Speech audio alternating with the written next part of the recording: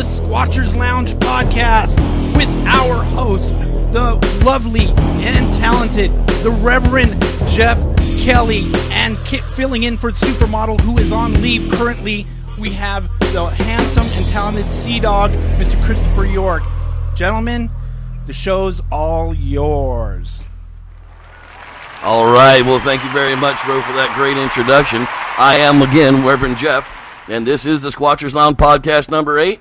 And as he said earlier, Kip is still on hiatus, so Christopher York I've got here at my side tonight. Christopher, why don't you go ahead and tell us, everybody, who our guest is tonight?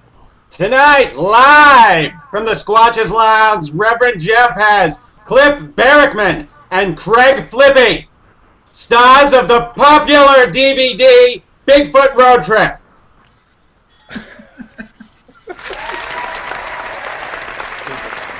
Well, thank you very much, gentlemen, for joining us. That's right. In fact, we do have Cliff Barackman and we do have Craig Flipy here, and we are going to be talking Sasquatch with them for the next hour. So, gentlemen, how are you this evening? Thanks for joining us. I know you've been over with Sharon this evening. It's going to be a busy evening, that's for sure. Oh, things are good, man. Thanks for having us back. Absolutely. Thanks for having us on, I should say. Yeah, it's going to just be a continuation of how it was going on. So everybody knows now that you've got the new Bigfoot Roadtrip DVD coming out next month, and Mr. Craig Flipy here is with us as well. Now, Craig, you were responsible for most of the video of the actual DVD, correct? Yes, filming, editing, DVDing, all that. Yeah, he's responsible for it. He is solely to blame. Yeah. There you go. Now, whose idea was it to actually go along and start out with the idea of the Bigfoot Road Trip? That was the title Bigfoot Road Trip. That was the actual idea. Where'd the idea come from? We were filming stuff already, and then Cliff ended up getting on the TV show, and the stuff we had when we were looking at it, we're like, we got to take this up a notch, and then we just started developing different bits and pieces as different sections came up, like I don't know, stuff like that. Can I just answer stuff like that? Sure, it's okay, Craig. You're not a movie star, buddy. You're the guy behind the camera, and there's a reason for it. You know, Cliff's the beautiful smile out there on TV every week. And I had a couple of questions. I've had a chance to talk to Cliff in the past, and one of my questions for him was, during our last season that we got to see was the Australia episode with the Yowies down there, and to me that honestly looked like it was the funnest I've ever seen, or the most fun I've ever seen Cliff have, because he's a teacher. Let me get that straight. The most fun I've ever seen Cliff have on camera. It seemed like he was down there interacting with the Yowies, and I wanted to ask you how that came to be, Cliff. We went to a spot. We were actually turned on to the spot by a guy named Ray Doherty, who is a Yowie researcher who I'm still in contact with. He does excellent work. He's brought in academics. He works with anthropologists down there, and he documents his stuff very, very well.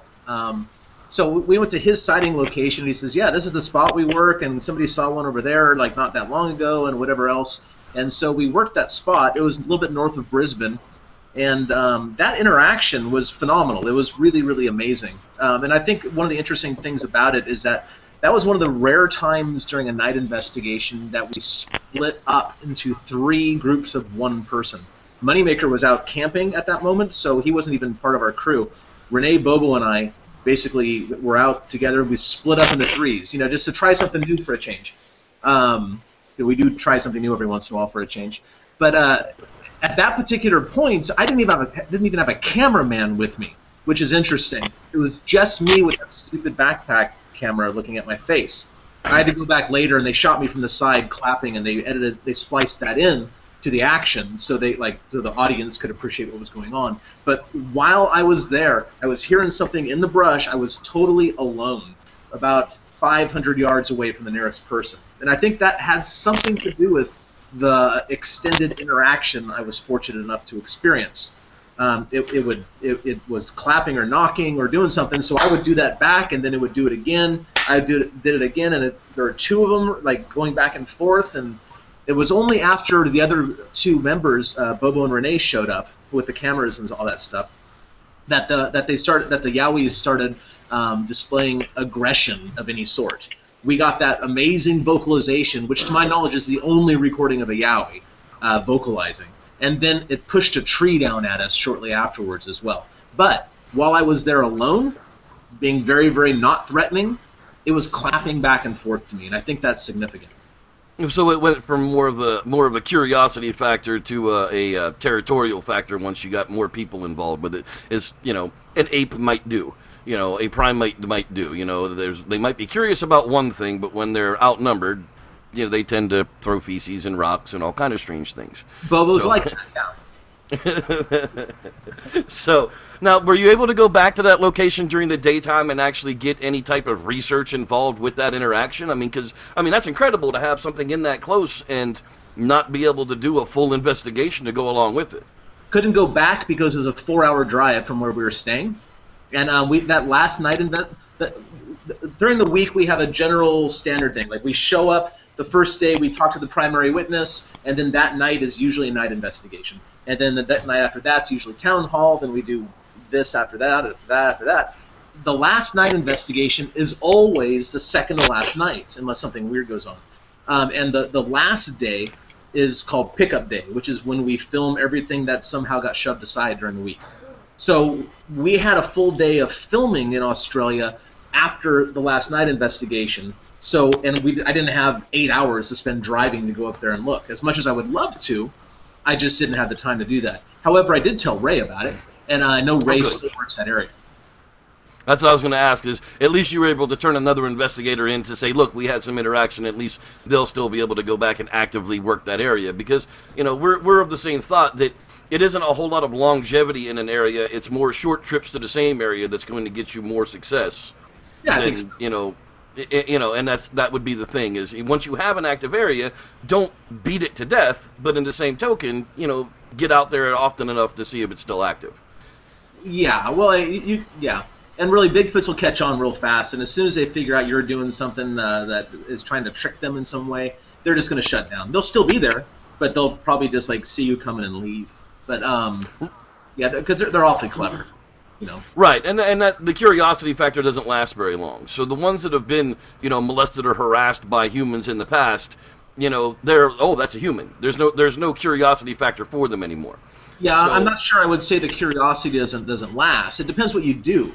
Because they learn really fast. Dogs learn real fast, so certainly a Bigfoot would learn even faster, right? And they pick up a lot more nuances. I think that if you are continually a curious thing to them, then you will continue to be a source of curiosity, which is why I advocate things like juggling or playing weird music or doing curious things.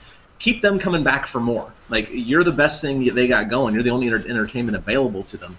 Keep them coming back. Give them something new. But yet, at the same time, do the same thing. Do the same thing every time so they associate it with you. But give them something they don't see every day, and maybe you can continue that interaction for some time. Right, I can understand that thinking on it. It's the whole non-threatening approach that's been around for a very long time. I've got one of the old field guides here, Yeah, right. that right, and if you read through the book, it's really 90% of the book is absolutely fantastic, and if you read the other for what it is and not take it as gospel, you'll actually probably be pretty successful if you can get into an area with some animals that haven't been harassed. It really overall, the ideas and what's out there for field manuals isn't bad to start with, but personal experience becomes everything. And that's where, somebody like you and Craig, who, you guys are out in the field quite a bit squatching. Unfortunately, those of us with a 9-to-5 job, we don't, get to go out in the field anywhere near as often as you guys do. You do it even on your off time. So what kind of advice would you give to a weekend warrior, who thinks they have an active Bigfoot location, to kind of steer them in the right direction? If you think you have a spot where they are, then your whole goal should be to eventually become a trusted feature in their environment. You need to do the same thing every time you go. Show up, if you can, show up at the same time, drive the same car, wear the same clothes, camp in the same spot, do the same routine. You need to become predictable to them, in my opinion. And eventually, once they know you and they recognize you, which won't take very long, a handful of trips, they'll learn your routine, and they'll learn when they can come in closer and when you're going to be walking around, and they will learn how to best avoid you, but yet keep an eye on you. I think if you, again, it's all about becoming a trusted feature in their environment. So whatever you can do to make yourself utterly, completely, totally predictable would benefit you in Bigfoot land. So, if you think you've got an active area, instead of sneaking around and skulking around, perhaps you should go out and sit in the middle of a field and actually be noticed. Let them, let the animals come and seek you out versus, you trying to barge into their territory ahead of time. I guess it depends what you like to do. I mean, you can pretend and get all dressed up in camo and sneak around and do all that sort of stuff, but you're just fooling yourself. They're way better at the woods than any of us will ever be. So if you like sneaking around and pretending that you're actually not being seen, go for it. But you're just fooling yourself. They know where you are. Christopher, do you have a question for Cliff? Yeah, Cliff. When I first started really getting into reading the blogs and all the information out there about Bigfoot, one of the stories that I read, and I wanted your take on this, was about a group of researchers that went out and they were playing howls or calls out into the woods, and they kept getting responses, and they kept moving closer, and they kept getting more responses, and they moved closer, and come to find out it was just another group of Bigfoot researchers, giving out calls as well. So my question to you is, how often do you think that this happens, and do you think that it skews data? I don't think it happens often enough to skew the data, because there's not a lot of data to begin with. And like the recordings that I have, I'm positive no other Bigfooters were doing it, for example. And really, where I go isn't a spot where there's ever even been a sighting. So I don't worry about that myself. But if you go to a place like Salt Fork, well, yeah, then you're going to hear Bigfooters because the place is crawling with them, especially when there's a Bigfoot event or something like that. So it depends on where you go. I don't advocate going to the same old places. Find a spot, keep it secret, keep it quiet, and keep it safe. So I don't think, as far as skewing the data goes, so few people even try to record calls. They go out there and they don't try to document anything at all with recording or anything like that. And to them, for some people, that probably serves them well, because all they really want is a story and an experience. But very few people bring back their stuff and document it in any sort of standard way. So I don't think it skews the data, because I don't think a lot of people are out there really collecting data. Yeah, that's one of the things that's unfortunate about the show. When you guys get responses or tree knocks or howls or any of that stuff, unfortunately the end user gets such polluted audio by the time we get it from their music underneath it and whatever else is going on, that we don't ever get a clear actual audio of what's actually going on around you guys. A lot of times you go, oh, I heard something, and we hear this much of it compared to what you guys are actually hearing in the field. And so without there being a lot of quantified or qualified howls, Bigfoot stuff to identify by ear, because they're rare to begin with, to be on recording, like you said, it gets difficult for people to identify between a coyote and a Sasquatch in some points. Or a barred owl, for that matter. Yeah, or any other animal in the woods. Right. Something else that I would recommend to all the new folks in the Bigfooting field is spend a lot of time in the woods and try to identify every noise you hear, because most of them aren't Bigfoots. Then almost all of them aren't Bigfoots. Occasionally it does happen, though. But like barred owls, they don't make one sound; they make dozens. Coyotes make a tremendous, an extremely wide array of sounds. Become familiar with what lives there and what sounds they make. Rabbits and white-tailed deer make horrible screaming sounds you couldn't imagine, that would echo off of canyons that you wouldn't think that a little tiny bunny rabbit might make. But let it get its foot trapped or get harmed or being attacked, and they will scream to high heaven. It's woken me out of a dead sleep, in the woods at night. Sometimes you never know what's going on. And I was going to ask Craig, what's the weirdest thing you've heard out in the woods while out Bigfooting with Cliff? With Cliff is probably a response to our friend Will did a call. He does like the low, like, I think it was like that, and there, almost immediately there was a response back, sort of like that, but a little different, and I immediately brushed it off as like some other campers or somewhere, or I'm on the recording going, jackasses, ruining the good audio. But then, you know, after we were talking about it, it's like, oh, wait a second, there's nobody over in that direction. We drove the roads, didn't see anyone, and then I was like, oh, that was weird. But yeah, that recording's on my website. That's the recording that I labeled Will Call Hill, because Will did the call on top of this hill. So yeah, that recording is publicly available. It's out there for everyone to listen and enjoy. There's been a little bit of analysis on it, and it seems to match frequency with a lot of other supposed Sasquatch calls. But to me, it sounded like a big dude in the woods yelling. Like, it didn't sound, they're not at all like a coyote. It was, "Wah!" Like that sort of thing. And there's not a lot of things that sound like big dudes in the woods yelling. Yeah, right. Now, go ahead, Craig. Like, Bigfooting techniques need to get changed because of, you know, finding Bigfoot such a huge show. So if everyone's just doing wood knocks and doing the same calls, there are more people in areas. So I don't know. I feel like when I go out, I switch it up. Like, I'll do like standard stuff, and then I'll do some like a total out of left field thing just to see if it's a human, something that I know a human would respond to.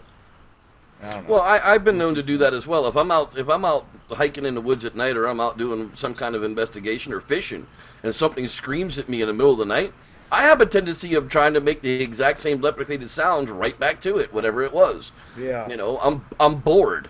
You know, I mean, that's really what it comes down to. But one of the questions I was going to ask you, Cliff, about, you know, the Howls, have you ever had an instance where they started it first? I've had unsolicited vocalizations. I was out outside of Morton, Washington, and I got a call there, and that one's on my website as well. I thought it was a siren, actually, but I listened, and like it kept repeating, and then I realized, wait a minute, there's not even, there can't be a siren because my location and the direction it's coming from. There's a mountain in the way and 10 miles between me and town or whatever. So I got that recording. I got the last couple of them. I missed the first. It was daylight on top of it. It was like 7:30 at night, and in the Pacific Northwest, that's pretty much daylight during the summer. I wasn't at all ready, so but I did grab the tail end of that recording, and that is also on my website under the research tab. Vocalization. That's the NorthAmericanBigfoot.com, right? And CliffBarackman.com. North American Bigfoot is just kind of like that's my blog, like what I'm up to now. But all my data and investigations and research and stuff is stored over at CliffBarackman.com. Okay, absolutely fantastic. Because there's, like I said, there's just so much that's out there that's, and I don't even want to talk about the stuff that isn't real, because that just plays into what those people want. And you know, but there's so little of evidence out there because you're never ready when it happens. You know, unless you're walking around the woods with your digital camera ready on. You know, the shutter's open, the cap is off, the battery's turned on, and you're ready to fire pictures. It could be over before you even turn the power on to your camera. I keep a camera next to me when I'm driving logging roads, and my goal is to photograph every bit of wildlife I can. Bears, deer, owls, whatever I see. And from years of doing this, I've got no more than like 5 or 6 photographs, basically. I've missed a dozen bears, maybe, or a little less than a dozen, like maybe 8 bears.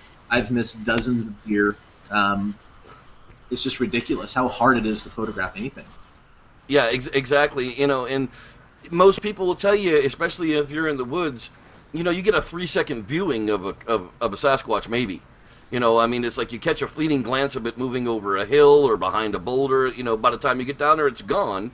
And, you know, so we don't get that type of evidence. And most of the sighting evidence that we have, you know, we don't have any pictures or videos that go along with it. There's a great clip in Bigfoot Roadtrip where Craig and I go to Mount St. Helens for a walk in the woods. And on the way there, something was, I don't know, 30 yards from us or something? Something huge that I felt the ground rumble as it ran away. Never saw it, never got a picture of it. And it just, like I said in the video itself, that just goes to show. how hard it is to photograph any sort of wildlife, even the big ones. Well, I was going to ask you, Craig. Now, while you guys have been out squatching and filming and everything, have you ever been fooled? Have you ever looked through the viewfinder and just thought for sure that you were staring at something that shouldn't be there? But as you zoom in or change the angle, it obviously becomes clear that it's just a fallen over tree or, a knocked down boulder or something. There's that whole matrixing thing that goes on with the human eye. Have you ever been fooled in the field while you're filming? Not on this stuff, no. It happened the last time we were at Derek's for the Olympic Project event. There was a stump like up on a hill, and it looked exactly like a Bigfoot. And I did have to use my camera and zoom in. Like, no, that's not a Bigfoot at all. Because there's all those videos that are out there over YouTube. Phil Poling does Para Breakdown. He's one of the YouTube channels, one of our friends, and there was the pirate ghost in the Tennessee woods. It was literally like 40 minutes from my house. So I, decided to hop in a Jeep and go up there and take a look at exactly what it was. And of course, it was just a wind-blown over tree that had been struck by lightning and burnt down, so it was black. And the roots were sticking up, so it looked like a tricorn hat. And of course, the guy had the camera angle just right and was just far enough away from it to make it look like a pirate ghost standing there in the Tennessee woods. And of course, it just turns out to be a stump. And I've always found those stories to be funny. Are you saying that pirate ghosts aren't real? No, I'm not saying that pirate ghosts are not real, because I'm actually we won't even get into that right now. That's a tale for a whole another podcast. But not at all. I'm not saying the ghosts aren't real, but that particular pirate ghost, just the burnt out stump. I believe in ghosts. I believe in pirate ghosts. Pirate ghosts. One-Eyed Willie's out there, right? The ship of One-Eyed Willie's still blowing around. I think there's the Flying Dutchman stories and all of that stuff. I grew up on the Chesapeake Bay, so I grew up with the ghost pirate stories. It was kind of creepy. But have you ever been fooled out there, Cliff? Have you ever just been stopped in your tracks to think that you're looking at something in the woods and then come to realize that, of course, it's not what it seems to be? I can't think of a time that I thought I was looking at a Bigfoot and it turned out to be a stump or something like that. I can't think of a time that's happened. Some noises have fooled me before, because the noises at night have a tendency, to be very misleading. Little things sound very, very large, and large things sound very, very small. Case in point is, what episode was that? I think it was Connecticut in the Finding Bigfoot thing. Renee and I were out, and I saw some. Oh, I remember. I saw something in the thermal imager. That's what I'm thinking of. I thought it was a noise, but I saw something in the thermal imager, and on a two-dimensional thermal imager on the screen, you can't tell how far away it is. And I think it looks big, but is it? It looks big.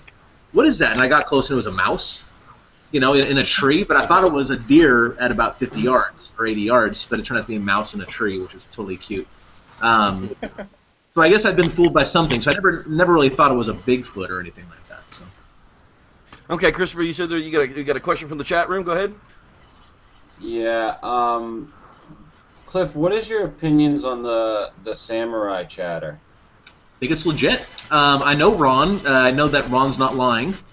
And I know people who have heard that same noise out in the woods. Bobo, for example, at one of his places on the coast, he's heard that noise. I have not heard that noise, but that doesn't mean they don't make it. I know other researchers who have claimed to heard them speaking back and forth that kind of sounded a lot like that. There's a recording from Ohio that has a little bit of that in there as well. So I'm inclined to think that stuff's legit. I was going to ask you, is it a language or is it communication? Like dolphin. Dolphin will speak to each other. But they still don't consider it a language. Where does that barrier stop being communication and start being a language, I guess, becomes an interesting question. Yeah, I guess that's up to the definition of those words. But maybe this is something like what you're asking. I know there's a researcher in Washington that says that that two Bigfoots were heard by her whispering back and forth to one another. That samurai chatter, but whispering.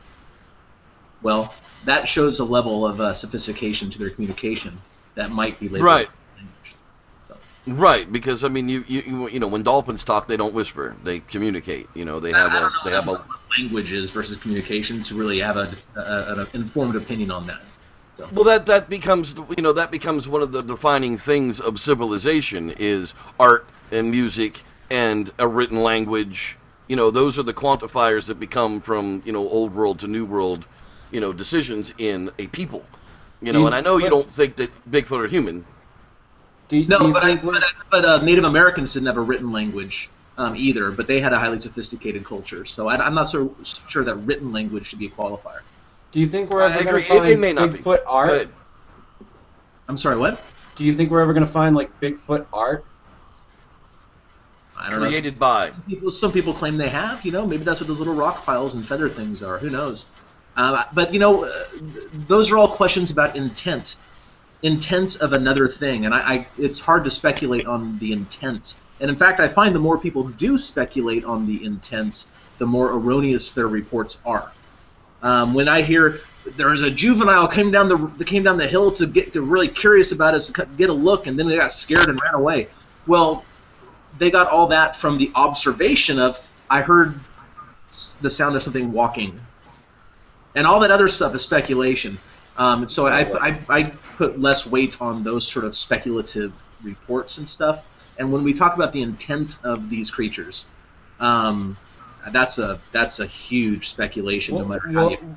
Well, I wonder if the communication is language, and I think that's the one thing that separates us from the other creatures on the planet, is that we have developed language and we have art, and I think that they're intertwined. They've given. It turns out that the other great apes have the ability to use language. They don't have the ability to use a vocal language because they lack the part of the brain for fine motor control. But they do sign language. They use pictographs. They have the ability to use language. And as far as art goes, the other apes participate in art. They make art. They seem to enjoy it. Elephants do it too. Now they don't. I've seen the elephant paintings. Yeah, they're kind of about it, and like people can argue, well, people just do that innately. Well, I don't know, man. Kindergarten is all about art. You know what I mean? It's about learning through art, because little kids are just full of art. Basically, it turns out. Right, but when you go back to the art thing, though, I mean, you think about caveman. Caveman didn't have to be provided a paintbrush and paint to create art. Caveman figured out how to put pigments together and draw things on walls because they wanted to leave pictures that way. And that becomes the apes that are doing art that we have now. It's not like they're taking a banana and drawing on the wall with it, unless they've been taught that start out with a paintbrush to make something look that way. So that becomes a learned behavior versus a natural behavior of the animal. True. I'm not saying that they're not intelligent by any stretch of the imagination, because Lord knows, I always say we are not the top primates on this planet. Okay, if it wasn't for our brain and we figured out gunpowder and a few other things, the apes on this planet would have ripped our arms off and beat us to death with them long ago for keeping them in cages. They're stronger than we are, they live longer than we are, they're healthier than we are, they have better family units than humans have. In the long run, who's to say the humans are the top species down here? We're just kind of in control. And that's what it comes down to at the moment. We're just participants. Exactly, participants in the big experiment. I wonder, where the bottles knocked over human next to the planet in a third grade science project. I think we've kind of spoiled the apples down here, but it'll all straighten out itself in the end. So getting back to the DVD. Now, you were talking about doing DVD Roadtrip 2. Now, that's what you guys are working on right now? Yep, we don't even care if people don't like this one. We already started the second. Hey, it always tells me it's got a good flick coming if the second one's already in production and the first one's not even released yet. So I'm on board for number 2 as well. Well, that's the thing about Bigfoot Roadtrip, is that we're doing this anyway. We're just putting it out there because we know a small number of people will probably enjoy it. We're already Bigfooting. Some people seem to be really interested in what I'm doing out in the woods, so let's show them. And it gives us a good excuse to get out and have some fun and create some art at the same time. We're doing it anyway. You know what? We're still Bigfooting anyway. And that's why Volume 2 is going to be out eventually. I don't know. We haven't even started. Well, I'll take that back. We started filming it, but it's nowhere, obviously, near fruition. So. Well, that's the good thing though, is you're passionate about what you do, you know, and that's what makes it fun. And I got to tell you from the trailer, because I still haven't seen the DVD, and we're working on that, I know. You know, from the trailer, it looks like a fantastic fun time. It really, really does. I know you had some critics and some trolls out there that like to leave, you know, weird comments or whatever that annoy you. You know, don't worry about those people, because when it comes down to it, you know, a man doesn't get 5,000 friends following him on Facebook because they don't like him. You know, so. I don't know what you think about this, Craig, but to me it seems a little mind-boggling that somebody wouldn't enjoy this, because there's something in it for everybody, unless all you really enjoy is a bad attitude. Yeah, there's Bigfoot stuff, there's puppets, there's it's hiking, it's beautiful, there's good music. I mean, we try to make it so all the Bigfooters' girlfriends can maybe make it through most of it as well. And that's important. That's very important to be able to share that with your mate, because, you know, 90% of us don't have a mate that's into this at all. Well, clearly, and they don't understand. Bigfooters, they don't understand it. Yeah, they don't understand it. They don't get it. But you know, that's the way it is. Now, Christopher tells me we've got another question from the chat room. Yeah, Cliff, do you think thermal imaging is good enough? For what? For thermal images of, you know, anything. Oh, no, but whatever. Do you think it's good enough? What do you think it's good enough as, you know, for science? Is it good enough evidence? Is thermal imaging good enough evidence? Thermal imaging is not good enough for proof, but it's good enough for evidence. And there's certain things you can learn and certain things you cannot learn from it. Okay. And that would be the same of any photograph or film, no matter what it was taken through or on. It was not good enough. And a follow-up question to that would be, do you think that trail cams are, as they're being used, are effective? As they're being used, there's a small number of photographs that, in my opinion, show Bigfoots. But there are thousands of trail cams deployed even as we speak. Mm-hmm. So the percentage of positive Bigfoot hits versus everything else is extremely low, like infinitesimally low. And it's so no. But then again, people are deploying them for deer. Maybe using the right gear and deploying it for a highly observant, intelligent species like a Sasquatch, I think more hits could be done with those. And also choosing the right areas. Because again, most people, even Bigfooters that I see, go out and they strap it onto a tree and leave it. And I say, what are you doing? No. You got to spend a long time hiding this thing. And you got to get the right cameras, because almost all those cameras emit a high frequency pitch that is above the level of human hearing. Dogs can hear it. Deer can hear it. I think Bigfoots could probably hear it too. There's only one brand and model of a game camera that doesn't emit that sound within a reasonable range, and it's a Reconix Hyperfire. But they're like $600 a piece, so that puts them out beyond the limits of most people's pocketbook. Right. But that being said, of the 6 or 7 game camera photographs that I think might show Bigfoots, only one of them was taken on that kind of camera. The rest of them were like on lower-end mole trees and stuff. Now, would one of those pictures actually be the Jacobs photos? I mean, yeah. What is your opinion? Do you believe that's a juvenile Sasquatch there? I tend to think it is. I mean, and not because like bears can't look like that or anything. Although to me, it doesn't look much like a bear. But the thing about that is, there's a woman named Vanessa Woods. She's basically the Jane Goodall of bonobos. She's a young Australian woman, just a pretty girl. Like I like ape girls anyway, right?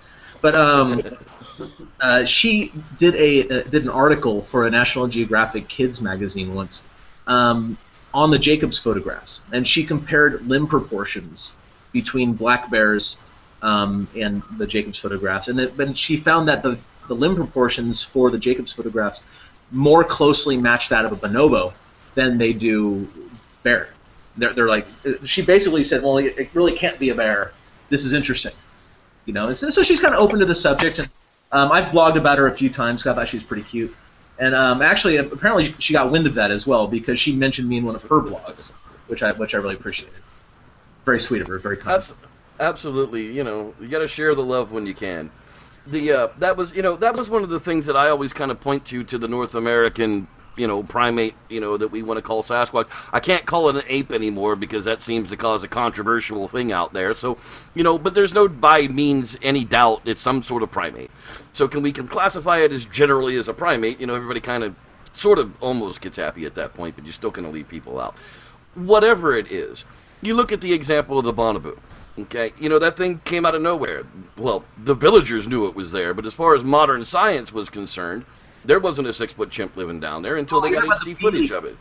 The Billy. The Billy ape. Yes, I'm sorry, not the Billy ape. Right.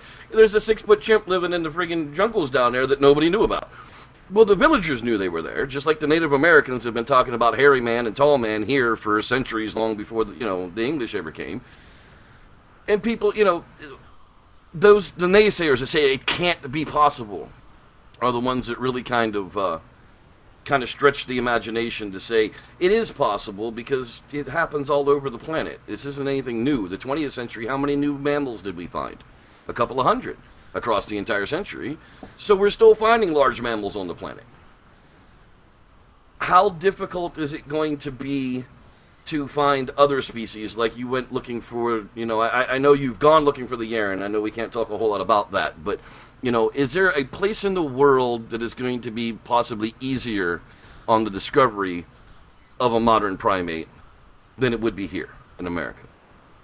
I think the jungles of Southeast Asia hold a lot of promise because the several species of undiscovered primates down there are widely known by the locals. And it's just a matter of getting people down there who are willing to document it and throw a little bit of research money at it and spend some time doing it. I think it can be done more easily in Southeast Asia. That includes Indonesia, up into Cambodia and Vietnam and stuff. Even though the terrain is extremely inhospitable there. It's just kind of a yucky place to go into the woods. Everything bites and scratches and is poisonous and is out to eat you or in some way or another, whether all at once or in tiny little bites. But I think that area holds the most promise. And when you look at the number of large mammal species that have been discovered in the second half of the 20th century, most of them came from there. So the jungles of Southeast Asia are where they're going to be. I can agree with that, absolutely. I mean, you got the what do you got? You've got the Yaren, you've got the Orang Pendek. What else is down there? Another one. Yeah. The Vietnam rock ape. Yeah, the Vietnam rock ape. Now, Sasquatch is what I don't know where they get the stories from the rock ape because none of my family that ever was over in Vietnam ever talked about it. So, I know some people, there's plenty of them that have been documented out there talking about the rock ape. But would you be interested in going, out to Vietnam and searching? We went to Vietnam for the show. That was the season finale for this last season. Oh, that's right. Oh, my goodness. I'm so sorry. I'm still a little behind on television. I don't watch the show either. It's okay. Okay. So, speaking of that, the one thing that I did see was the special that ended the season. And on the special, they were talking about the Stacy Brown footage from Northern Florida. And I know that we've talked before that it's one of your favorite pieces that's out there. Absolutely. What do you like about it? What do you like about that footage? I like the numbers that I came up with based on Stacy's measurements. I need to go back and do them again. I have better measurements now than I did initially. But the first run through those measurements indicate that creature is somewhere between 8 feet and 10 feet tall. Now, and that's real rough. It's probably somewhere around 8.5 feet tall. At least I think it was 8 to 10. You'd have to check my website. That's also on the Barackman.com thing. The breakdown of the measurements I got and the math I used and the conclusions that I came to. I also love the posture. It looks like a Sasquatch posture. The head's real low in front like that. The hands are disproportionately large. You can see the bent knee compliant gait of the Sasquatch as it moves. That one step it takes into the opening is almost, by my calculations, close to 7 feet in length. One step. It's a tremendous piece of footage. A lot of information was just wrung out of that very, very short 1 or 2 second clip. Okay, from the Christopher, there's another question from the chat room. Yeah, Craig. Bigfoot, go! No, from Leslie Dovey, or Dovey, I don't know if I'm getting this correct, but She asks, what about night vision goggles? And I would assume this is how do they work, or what do you think of them, or... Would they be But worth it's, using but it's for in you, the field Craig. for squatching? Go! Question. What about night vision goggles? Yeah, what Well, about you're night... the film guy. You know, what about the night vision I stuff? get You know, the questions, I just ask them. Answer. let me rephrase the question for you, Craig, in a manner that you might be able to answer a little better. In all of your career as a filmmaker, how much experience have you had with night vision in filming, with any luck of catching critters at night?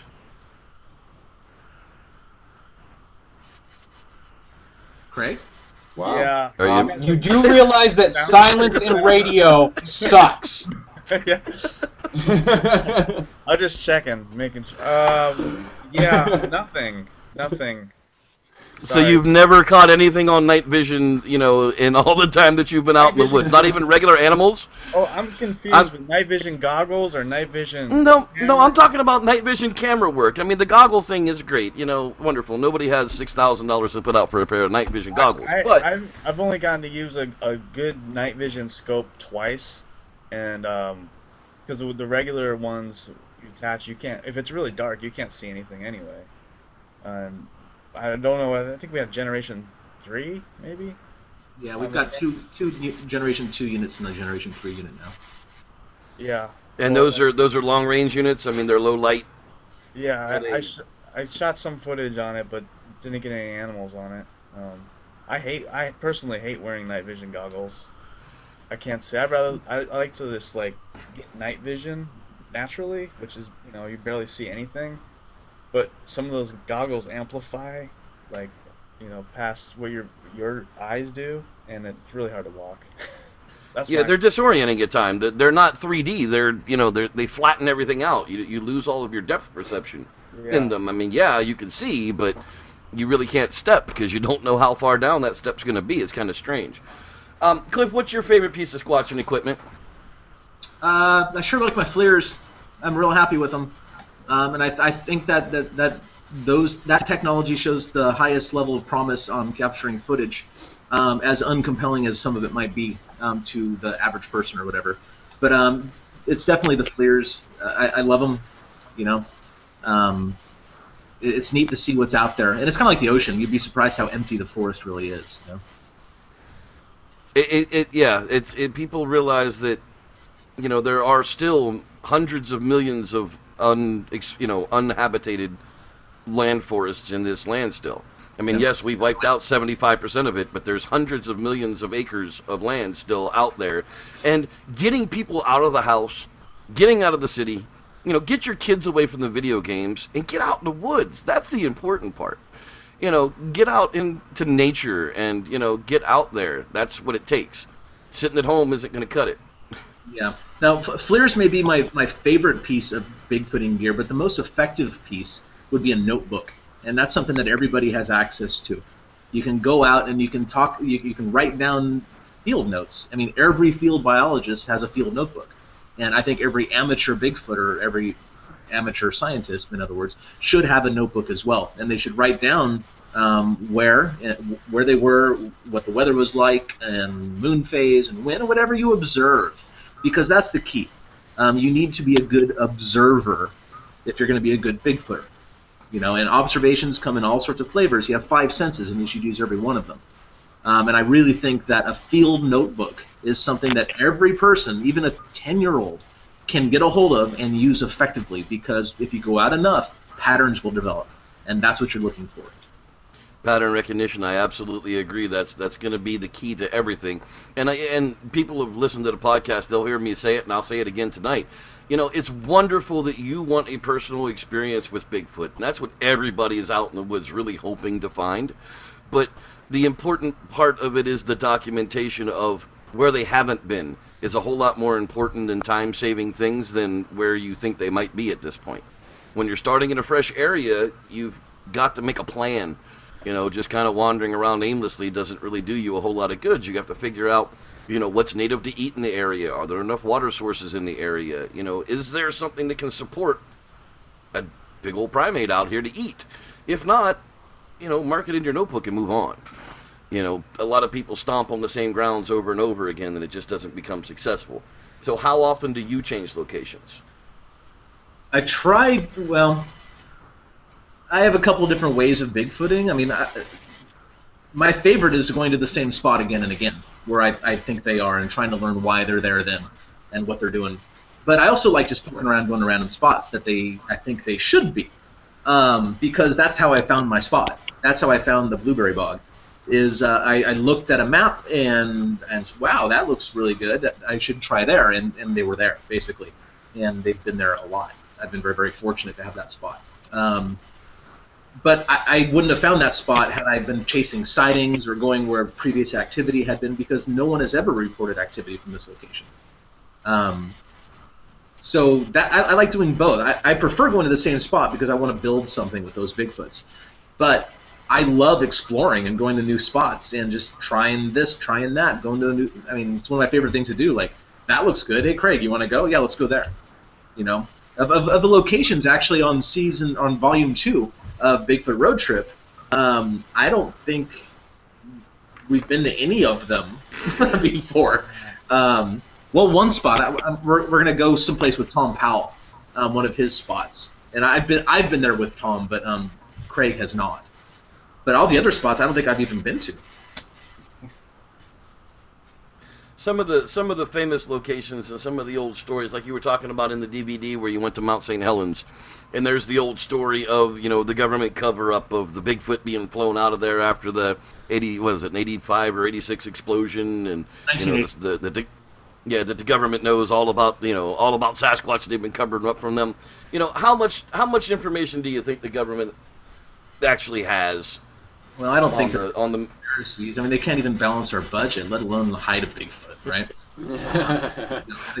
Well, they do manage to hide top secret planes from us for decades. Kinda. So, I mean, I don't know. I have very little confidence in the government whatsoever, and that's how the founding fathers intended it. Honestly, like, to have a level of mistrust. I don't think that. I'm sorry. What was that, Craig? No, I said you have to be skeptical of the government. That's the whole purpose of being a citizen. Yeah, and I think that the government realizes Bigfoots are probably there, or like certainly some government members and probably some branches of the government recognize them. The Army Corps of Engineers put them on a map of Washington, you know, back in the 70s or 80s or something. But you know, the real danger for America, if Bigfoots are quote unquote proven to exist, is some sort of economic shutdown or at least slowdown in the Pacific Northwest, and where logging is prevalent.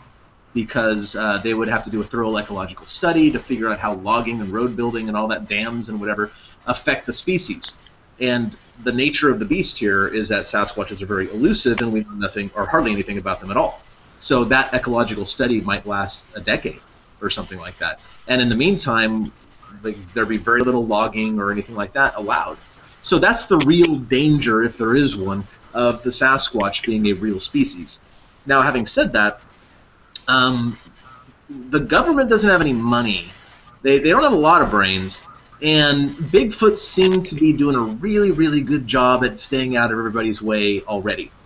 Wouldn't the most effective thing for the government to do, if they do not want Bigfoots to be proven, is to simply sit back and let the Bigfoots do what they do anyway? It would be the most cost-effective and easy way to manage them. To leave them alone. Right. I agree. I mean, but you've got, like, just here in Washington this last week, we had the UFO disclosure hearings in Washington, where they went through all the old cases where, you know, they've basically been covering up all that nonsense as well all these years. It's finally coming out, you know, into the front. And I know there's Bigfooters out there that are, you know, on that whole conspiracy triangle that think, you know, even your local sheriff has a Bigfoot body recovery plan in case one gets hit out there on the highway by a truck. And, you know, I think a lot of that UFO stuff comes from an era when we were very, very afraid of them, the world sort of stuff. And frankly, you know what? If something's so advanced they can come here, they're probably going to harvest us for food. All right, so yeah, maybe it's best that people don't panic about UFO. You know what I mean? Yeah, not much you're going to be able to do about it. No, they're going to steal our resources and probably eat us. All right, that's cool. I'm more interested in Cliff's views on this. Tell us how you really feel about UFOs, Cliff. Now, you know, and I could see how, especially back in the 1950s and would want to cover this stuff up. Not only because they might be stealing technology from like UFOs or whatever, the whole Roswell thoughts or whatever. I mean, I don't know much about UFOs, whatever. I'm not really a UFO guy. I'm a Bigfoot guy, one-trick pony. But also, maybe they don't want widespread panic, and maybe that's in the best interest of the government at that time. But I don't know. I mean, I found out a long time ago. I don't know much. I don't know much about UFOs or ghosts or anything like that. I found out a long time ago. The more diverse my weird interests are, the less credible I become. So I just try to focus on Bigfoots, And so you've never seen any strange lights in the skies while you've been out in the middle of the wilds? I mean, have you come across anything that you couldn't explain? Just out of curiosity. One time, not out in the woods. I was actually in Eureka, California, getting something out of my car when I was on the way back from a Bigfoot trip at Bluff Creek. I looked up and I saw a shooting star that changed directions in mid-flight. And I don't know what does that. Nothing that I know about. So that's what I saw, but I don't know what it was. Yeah, that's interesting to see a shooting star change position. I mean, I've been out in the woods quite a bit myself. There's like a V-shaped pattern, just once, and it was a half a second, and it was gone, and that's it. So I don't know what it was, but it wasn't a Bigfoot. That's what I was looking for. Yeah, you spend that much time in the woods, and you never know what you're going to come up with. And people have actually accused me of being somebody who's trying to link UFOs and Bigfoot together. Let's squash that right now. They are not related. Sasquatch is a biological creature that has developed on this planet over time. They have, to me personally, one has nothing to do with the other one. So, now we're getting in here. We've only got about 10 minutes left in the show. I wanted to get out and talk to you about your expeditions with Derek Randall's going on up there in the Olympic Project. Yeah, Derek's running public expeditions now in the Olympic National Forest, and they're fun. I was the guest on the first one. It was a small crowd, just kind of a test run to see how things would go. I went out there, I hung out with everybody, had a good time. It was nice and personable. Craig was there as well. I gave Derek suggestions on how to run expeditions and maybe what participants would want, and he's taken some of them to heart. So now we're going to go to the second one this weekend. Craig, Guy Edwards, and I will be heading up on Friday. Dr. Meldrum will be in attendance. I spoke to Derek today. He's real excited about it. I think we have a great bunch of people. Certainly the location is perfect for Bigfoots. Derek himself has investigated, I think, 4 road crossings within a mile of where we'll be staying. Wow. But I just love the Olympic Peninsula, though. There's really very few places in the world like it. And Derek has a great location chosen. So now, is this going to be, is the idea of it to work with the general public, or are you looking for other squatchers? Or are you looking for, people who consider themselves researchers? Well, I'm not looking for anybody. I think Derek is looking for people who enjoy the subject, who are there for the right reasons. Maybe he can handpick a couple of them and invite them into the Olympic project. That's all entirely up to Derek, of course. I'm not a member of the Olympic project. I'm not really a member of any group. I'm just kind of me, So, but Derek's a good buddy of mine, and he's one of my trusted Bigfooting friends. So I've got an open invitation to show up whenever I want and enjoy the time with good-hearted people in the right spot for Bigfoots. Excellent. That's fantastic. Chris has a question for you. Go ahead, Chris. Yeah, Jeff, could you possibly pop up the pictures that we have from the Yep, I sure DVD? can. I'll bring that up right now. There's a particular picture I'm looking for. There's one of which picture Craig is that? Flippy. He looks like he's hanging from... yeah, I know which picture Mountain you're talking about. Lion. Yeah, I got If that you picture. could pop that up for me real quick. Yeah, I'll bring that up here real quick for you then right I'll have now. my question. Okay, let's see here. I've got that for you right here. I believe that's the picture you're talking Yes. about. Now, Craig, my question for you is, how many other pictures were taken with statues that we can't see?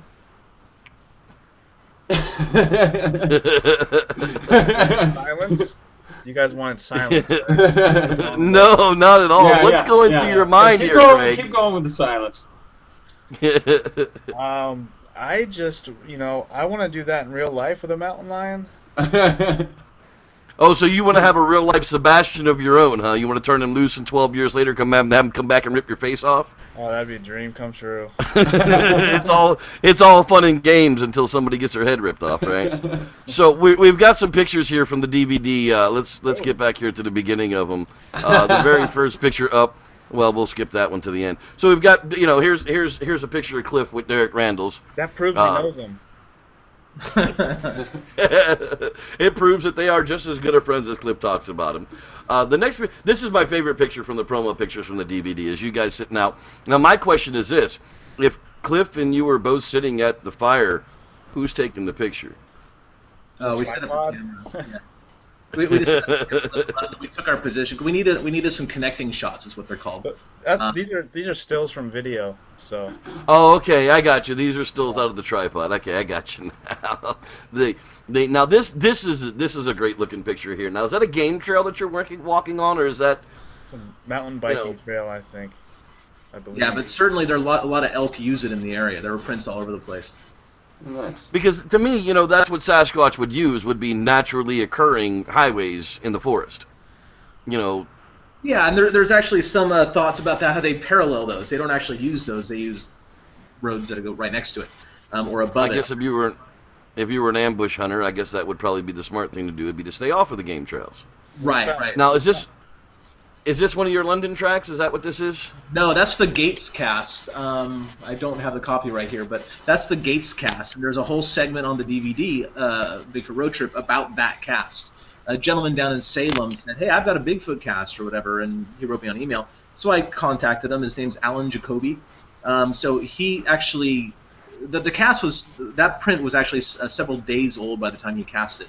But I basically interview him about the casting experience, how that cast came into being, and he actually took home video of he and his boys, he and his son and his friends, casting the footprint.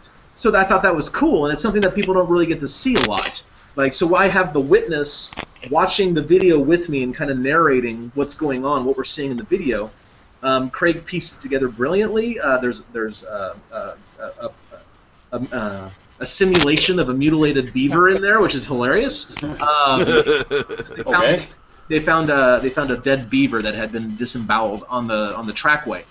The footage was too dark. It's pretty great. So that's that cast there. That's why it looks so crappy and all misformed, because it's several days old and it was cast in a very, very wet substrate. Mm-hmm. And now what are we looking at here? Is this one of the London tracks? One of the London prints? That's correct. That's one of the London prints in the ground when Chris Minier and I were filming the video. And there's extended video of Chris and I dealing with the London tracks before they were cast. And we're talking back and forth to each other. And then later a gentleman named John Bull comes down and he films Chris and I pulling the casts and getting them out of the mud. The London track cut is something that I'm especially proud of, and I think Craig did a great job on it. You can. That's the most recent one that we've done too. So that's a sign of more things to come. It's not only real footage from the location that night when Chris and I were casting it, but we take the cast to Dr. Meldrum in Pocatello, Idaho, and we scan the prints and we talk about that technology with Jeff in some interviews and stuff. It's great. That's one of my favorite. My favorite videos from your YouTube channel was I think it was the first 52 prints of the London Trackway video 64, that you put up as a promo. 64. That's a fantastic little video. I've watched it probably 100 times, so I can't help it. It's just there's something about that trackway that kind of draws me, because in all the years that I've spent in the woods and looking, I've never found a track that I could cast. I searched for 15 years in Florida. Florida just isn't really all that conducive to leaving footprints. They're very, very rare. I think it's far easier to see a Bigfoot than it is to find a footprint. And to find that many in that type of an area, and I've actually done a virtual tour of the area where you pick those up, and I mean, it's kind of odd that they were just perfect. It was the perfect conditions for that particular moment for those tracks to be left in time. Yeah, and I sort of like I could have done that alone. I mean, Toby Johnson turned me onto those tracks. Chris Minier was instrumental in getting those. I'd probably still be there trying to pull those things if it wasn't for Chris and John Bull and a few other people. And of course, later on, Guy Edwards and Tom Powell went down there the next day. and with Beth Heikkinen and Toby again, and pulled a bunch more prints. So they augmented the data set. I have 72 footprints. They augmented it with another 20-something. So out of the 122 footprint casts that were there in the mud that day, 126 if you count the ones up above on the berm, I think something in the terms of 90 or 100 of them were cast, which is unprecedented. It's never been done before in Bigfoot land. Yeah. No, I don't think there's that many casts in general, period. There's about, before this event, there was, Jeff and I, Meldrum and I have spoken about this a lot, between 200 and 300 casts in the world, and because Jeff had about 200 or so, and we figured there's got to be another 100 out there somewhere that we don't know about. And now then the London tracks show up, so there's probably about 300, 350 casts in the whole world. Christopher, you got another question for Cliff? Go ahead. I have the with the London track. I was going to chime in real quick. Is it safe to say, Cliff, that you have the next to Meldrum the largest cast collection available right now? I think so. I think so. I don't know if anybody else would have more. I mean, Rick Knoll's kind of a cast nerd, but I haven't been hearing much about him lately, so I don't know how many casts he has. But I mean, I've got 72 of my own originals. I've got another 20 from the LB hoax. I've got, I think I had 70 or 80 just random casts before that. I've got a few new ones from this past year. Yeah, so I don't know if anybody who would have 150 casts or more. I don't even know how many casts I have, honestly. But they kind of take over my garage, you know. So that's what it's going to come down to. Is we got about 5 minutes here. We're going to go ahead and get this wrapped up. I want to thank you guys so much for joining me. You know, the Bigfoot Roadtrip DVD just looks like it's going to be so much fun. That's going to be available when? June. In June. So we don't have an actual release date yet, but we'll keep an eye out on some of the finer details right now. We're figuring out distribution channels and things like that, but June for sure. All right, Craig. DVD released. Go. It's out of my hands, man. That's it. So you've got CliffBarackman.com. You've got the North American Bigfoot, which is your blog, and you've got Finding Bigfoot Success Forever. You guys are already going to be heading out to record again when? We another 2.5 months. We'll be recording. We'll be filming. Well, wait. Are you talking about the DVD or the next series? Next run of Finding Bigfoot. The next run of Finding Bigfoot. When you go back out to record for that? Oh, I think at the end of the summer. End of December. So we still got you for a while. That's fantastic. You'll be able to get out in the woods and get squatching and everything. Absolutely. We've just got there's so many people to thank. You know, our buddy Guy Edwards. You know, down there at Hop Squatchers, another event coming up at the end of the month. This month coming up. Tom Powell's going to be the. Yep, he's going to be the speaker out there this time. I'm very likely to be there as well. I won't be speaking. I'll be speaking now. Awesome. You got Cliff. You got Cliff hanging out back there. You know, Guy Edwards is definitely a hell of a guy. I have to thank Mitchell Wilson. He wanted me to show you a picture. I'll have to show it to you after the podcast because there just isn't enough time to wrap it in right now. But Mitchell Wilson of the Squatchers Lounge, he is fantastic. You know, we've got. You know, MoldersWorld.com is about to get released. Our buddy Ro here has just been working so hard for the last few months. He's kind of been an absentee friend, but we still love him so much. Him and Sean Evidence from BigfootEvidence.blogspot.com. You know, they've got so much going on. And Victor Viola doing the graphics for everything. You've got Cliff Barackman on Facebook. You know, there's everything going on. DVD Bigfoot, the Bigfoot Roadtrip coming out. Already filming too. Am I forgetting anything, guys? CrappyLittleDreams.com, yo. Yeah, CrappyLittleDreams.com. Craig's Flippy's blog is so cool, guys. Everybody should go out there and just... If you love silence, you'll love Craig Flippy. That's right. Absolutely. Cliff, I want to thank you so much for joining us. Ro, do you have any final questions to wrap it up tonight? We got Sweet Sassy Glassy pendants going all over the place, so go to SweetSassyGlassy.com. Yes, we do. All right, ladies and gentlemen. You know, we've got Steve Alcorn. The DVD is Bigfoot Road Trip. Go get it. You can check them out at cliffbarackman.com, NorthAmerican8.com for the other stuff, and North American Bigfoot, Craig Flippy's site. There you go. Crappy little Little dreams. dreams. This is what people need to get. Okay, go out. I've watched it. It's entertaining as hell, and it's fully packed with so many. There's a bunch of special features on here that I haven't even gotten into. Probably the best DVD for Bigfooters that's been done in a long, long time. I highly recommend it. Thank you for coming on the show, guys. This is the Squatchers Lounge podcast with the two biggest nobodies in Bigfoot, Mr. Reverend Jeffrey Kelly and our good friend filling in for the supermodel who is currently on tour in Milan somewhere, Kip Morrill, Mr. Christopher York sitting in. Our sincerest thanks to our two special guests tonight, ladies and gentlemen, Craig Flipy and the magnificent Mr. Cliff Barackman. Thank you, gentlemen, for joining us. Good night, gentlemen.